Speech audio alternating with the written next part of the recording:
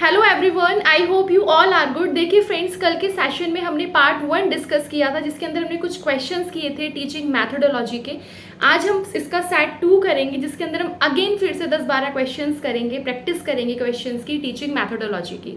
देखिए ये आपके हर एक एग्जाम में काम आएंगे। जहाँ भी आपका टीचिंग का एग्जाम रहता है सब में आपकी टीचिंग मैथोडोलॉजी या फिर एप्टीट्यूड या फिर CDP वगैरह आपकी आती है, तो सब में आपके बेसिकली बेनिफिशियल रहेंगे। तो आप जहाँ से भी अपना पढ़ रहे हैं आप लोग अपना पढ़ते रहिए, जहाँ से भी आप लोग प्रैक्टिस कर रहे हैं करते रहिए। बस ये सिर्फ सेशन आप लोगों की प्रैक्टिस के लिए है, ताकि ज़्यादा ज़्यादा बस आप लोग अपनी प्रैक्टिस जहाँ से आपको क्वेश्चंस मिले वहाँ से आप लोग अपनी प्रैक्टिस करते रहिए, राइट। तो ज़्यादा टाइम ना वेस्ट करेंगे और स्टार्ट करते हैं आज के सेशन को। चलिए वेट ढूंढने पड़ते हैं। यस, फर्स्ट क्वेश्चन है हमारा, ए जनरलाइज्ड व्यू और characteristics that ought to be possessed by women and man constitute, right. तो इसके अंदर आपके ऑप्शंस हैं gender roles, gender identity, gender disparity या फिर जेंडर स्टीरियोटाइप। अगर मैं हिंदी में बात करती हूँ तो ये बोलना चाह रहा है कि जी आपका जो सामान्यकृत दृश्य या विशेषताएं जो महिलाओं और पुरुषों के पास होनी चाहिए, क्या होनी चाहिए? लैंगिक भूमिकाएं, लैंगिक पहचान, लैंगिक विषमता या फिर लैंगिक स्टीरियोटाइप। देखो सबसे पहले अगर मैं बात करती हूँ लैंगिक भूमिकाएं की, तो भूमिकाएं मतलब कि भाई एक विमेन और एक मैन का बेसिकली क्या रोल रहेगा, है ना, अकॉर्डिंग टू देयर उनकी एक बायोलॉजिकल सर्कमस्टांसेस के अकॉर्डिंग, उनकी एक बायोलॉजिकल एबिलिटी के अकॉर्डिंग, उनकी एक जैविक क्षमता के अकॉर्डिंग। तो ये वाली चीज़ें आपकी लैंगिक भूमिकाएं के अंदर आ जाती है, यानी कि आपकी जेंडर रोल्स के अंदर आ जाती हैं। दूसरा अगर मैं बात करती हूँ जेंडर आइडेंटिटी की, तो भैया उनकी खुद की क्या पहचान रहेगी, राइट। उसके बाद है आपका जेंडर डिस्पैरिटी। जेंडर डिस्पैरिटी तो बेसिकली शो करता है कि जो डिफरेंसेस हैं, है ना, जो भेदभाव जो होते हैं, जो डिस्पैरिटीज होती हैं, जो बेसिकली गैप है मेल एंड फीमेल के बीच में, है ना, उनकी इक्वालिटी के बीच में, उस चीज़ को यहाँ पे शो करता है। बट क्वेश्चन में ये पूछ रहा है कि भैया विशेषताएं ऐसी बताओ जो महिलाओं को और बेसिकली पुरुषों को दर्शाती हैं, तो ये आपका जेंडर स्टीरियोटाइप के अंदर आ जाता है। अगर आपने देखा होगा, देखो जेंडर स्टीरियोटाइप क्या होता है ना, अगर मैं पहले आपको स्टीरियोटाइप का मतलब समझा देती हूँ। जैसे आपने क्या होता है बचपन में भी हम जब छोटे थे तो एक होता है ना कि यार अच्छा आप लड़की हो तो जो लड़की हैं वो बेसिकली गर्ल्स से टॉय से मतलब उससे खेलेंगी, गुड़ियाओं से खेलेंगी, है ना। जो बॉयज़ हैं उनको बोला जाता था कि अच्छा तुम लड़के हो, तुम गुड्डों से खेलोगे, तुम गुड़ियाओं से खेलोगे। नहीं, लड़के नहीं खेलते, वो तो बेसिकली कार चलाते हैं, ये करते हैं, लड़ाई, है ना, इस तरह की चीज़ें बेसिकली रहती। तो ये सब एक स्टीरियोटाइप होता है। तो यही जो स्टीरियोटाइप वर्ड है यही बेसिकली विशेषता को दर्शाता है, एक महिलाओं की, एक पुरुषों की। समझे? आई होप कि आपको समझ आया हो। उसके बाद नेक्स्ट क्वेश्चन कहता है, the best way to handle a wrong response to a student would be, है ना, यानी कि किसी भी छात्र की गलत प्रतिक्रिया को नियंत्रित करने का सबसे अच्छा तरीका क्या होता है, बताइए। सबसे अच्छा तरीका क्या होता है? तो ये कह रहा है विषय वस्तु को फिर से विस्तार से समझाना, छात्र को ये बताना कि आपका उत्तर गलत है, या फिर दूसरे छात्र से सही उत्तर देने के लिए कहना, या फिर समझाना और उत्तर देने का एक और मौका देना। तो ये बात कर रहे हैं कि भैया कौन सा सबसे अच्छा वे, अगर मान लो कोई स्टूडेंट है बेसिकली अगर वो गलती कर रहा है, उसके जो रिस्पॉन्सेज हैं वो किसी चीज़ के रिगार्डिंग गलत आ रहे हैं, तो उस वे में आप उसकी सिचुएशन को किस तरीके से आप उसको हैंडल करोगे, उसको किस तरीके से आप बेसिकली कंट्रोल करोगे, उसको किस तरीके से आप लोग समझाओगे।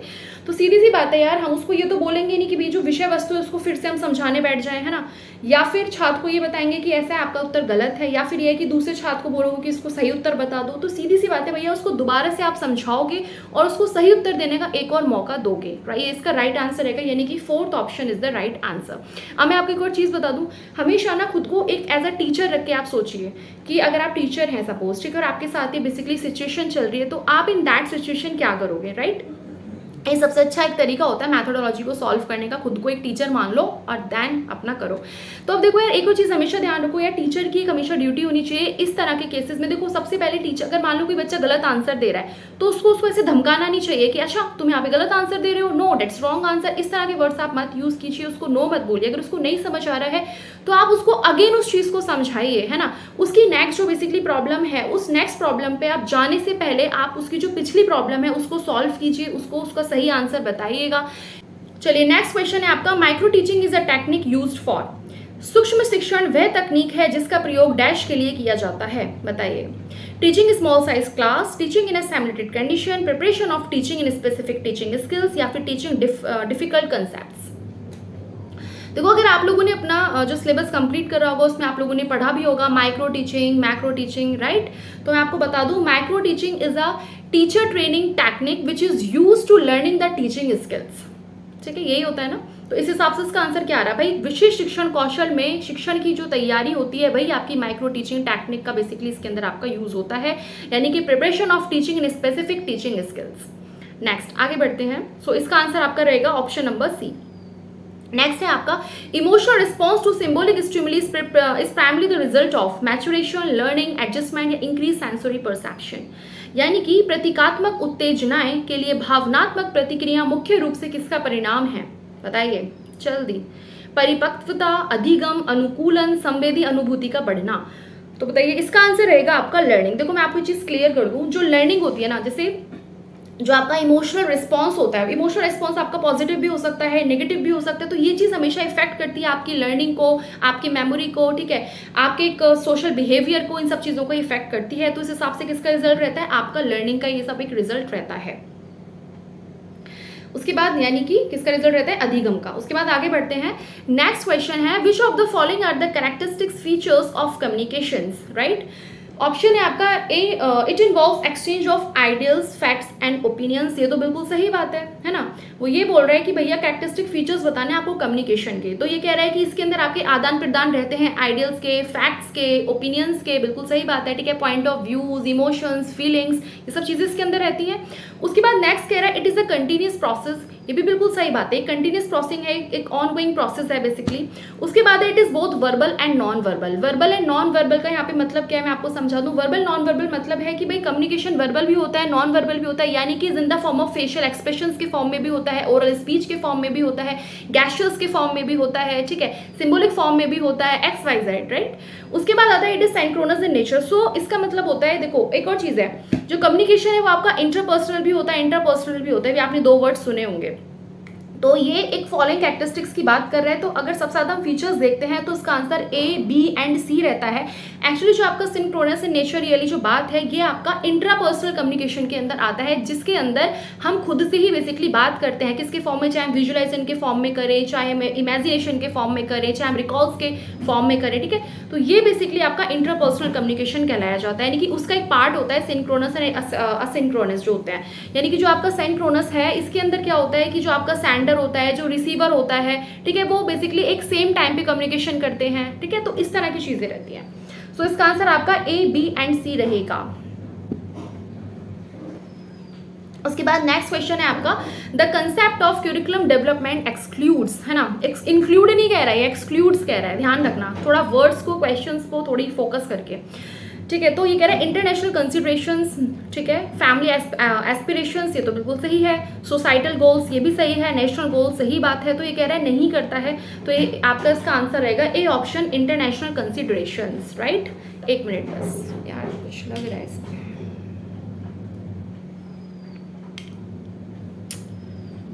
तो गर्मी इतनी हो रही है ना, पूछो मत। चलिए नेक्स्ट क्वेश्चन है आपका the idea behind supplementary learning material is to provide material in less important areas, increase learners text reading interest, further enrich learners interest in various subjects, या फिर provide material in the areas not covered by the teacher.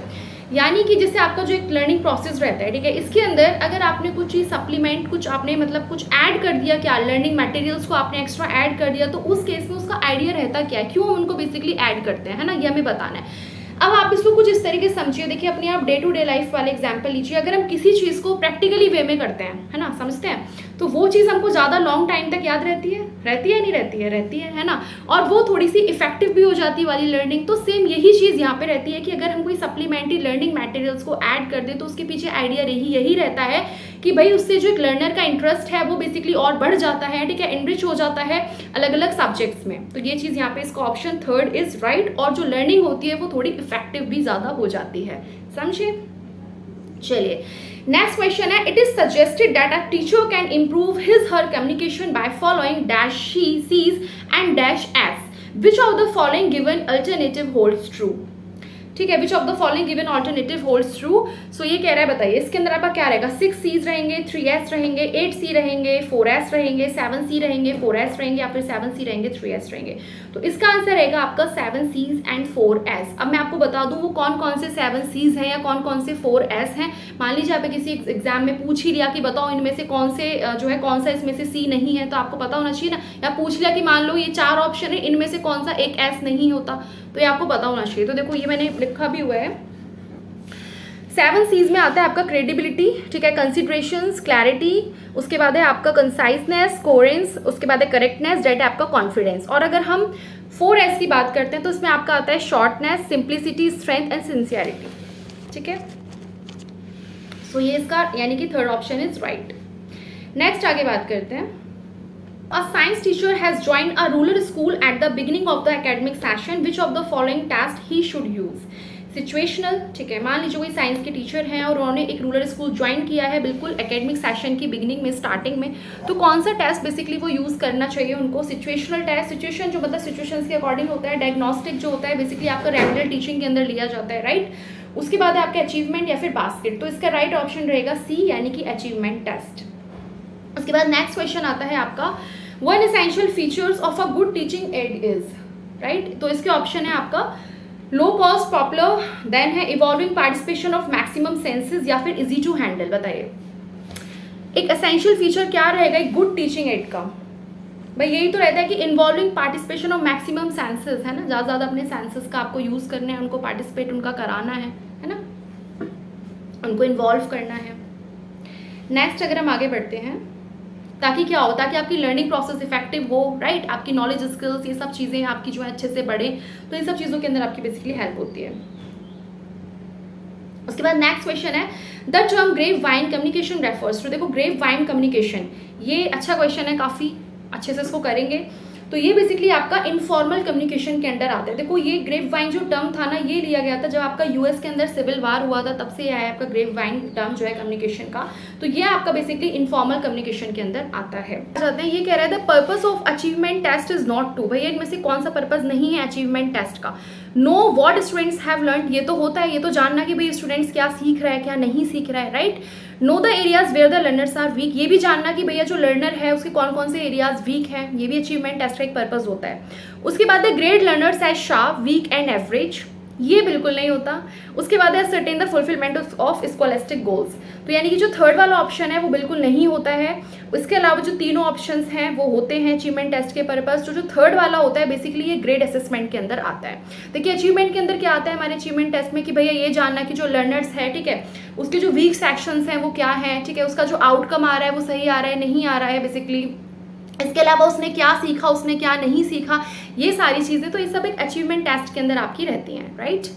उसके बाद वो जो है basically अपनी learning process पे ध्यान दे, ठीक है, अपने एक आज के आउटकम्स पे ध्यान दे, ना कि वो आने वाले जो है फ्यूचर को प्रिडिक्ट करे। तो ये सारी चीज़ें एक अचीवमेंट टेस्ट के अंदर आपकी रहती हैं।